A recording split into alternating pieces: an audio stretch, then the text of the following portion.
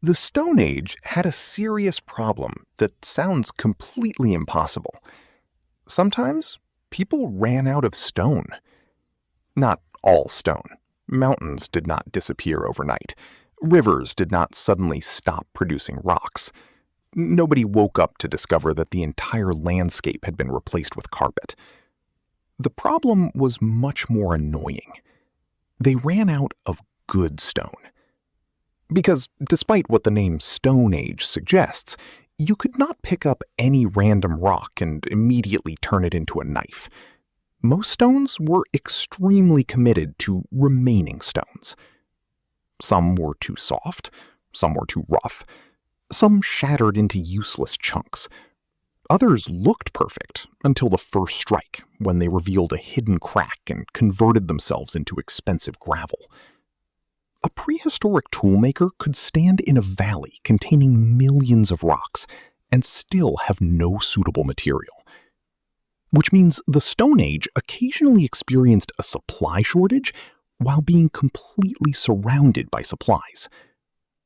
Imagine a small group living beside a river. They have cutting tools for preparing hides, shaping wood, processing plants, and dividing food. These tools are not permanent. Every time a sharp edge becomes dull, the toolmaker removes another tiny flake to sharpen it. The edge becomes sharp again, but the tool also becomes smaller. Sharpen it several more times, and the large cutting tool becomes a scraper. The scraper becomes a tiny flake.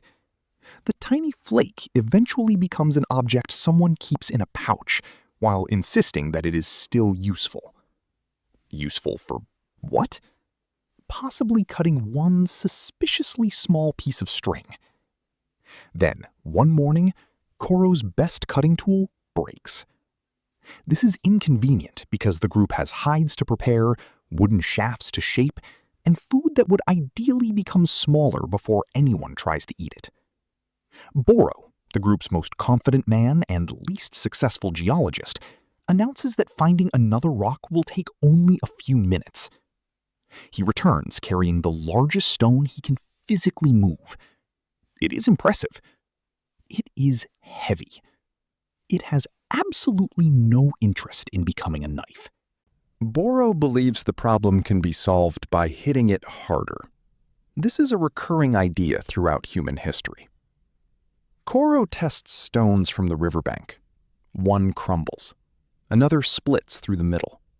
A third produces an edge that becomes blunt almost immediately.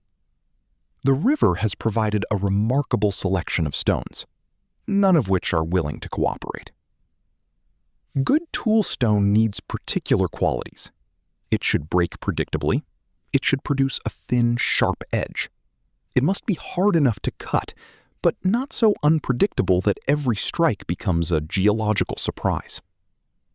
Material selection was therefore part knowledge, part experience, and part repeatedly discovering that Boro had brought back another useless rock.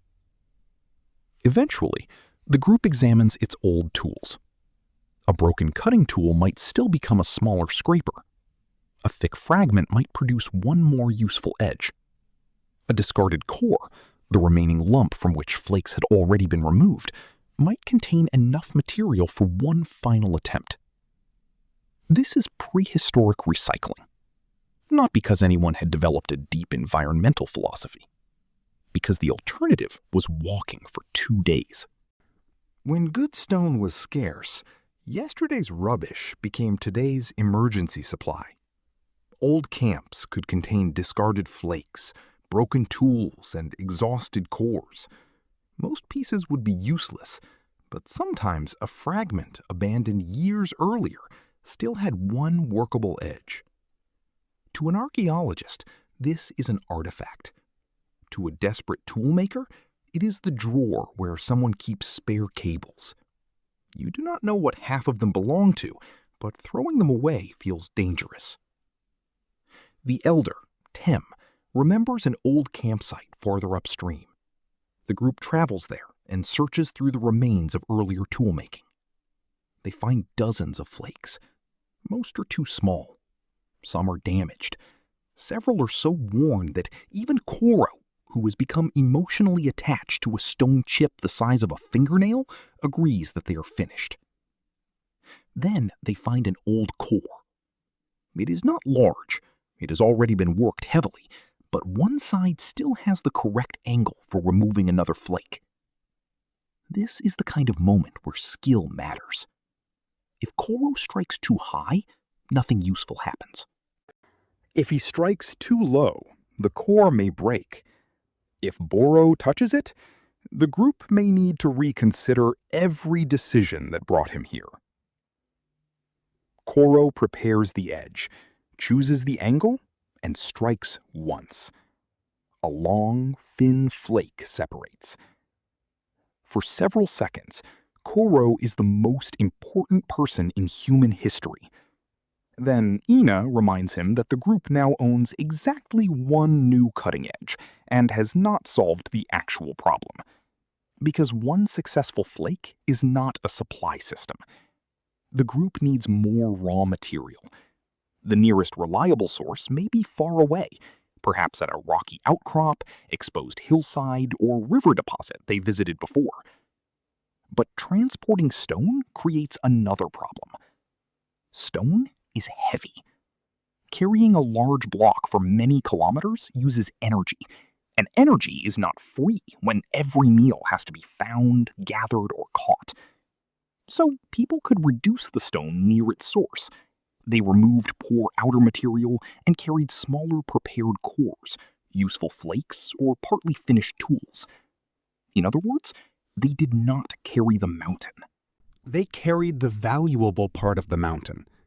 Good stone could move with people across long distances. It could be saved, repaired, reshaped, and used until almost nothing remained. A tool was not simply made and discarded. It could pass through several different forms during its life. A large cutting flake became a scraper. The scraper became a smaller cutting edge. The smaller edge became a tiny emergency tool. And the emergency tool became the thing Koro refused to throw away for reasons that were now mostly emotional. So the Stone Age did not literally run out of stone. It ran out of the right material, in the right location, at the right moment. And that transformed geology into logistics. Long before warehouses, delivery trucks, and inventory software, humans were already asking familiar questions. Where is the useful material?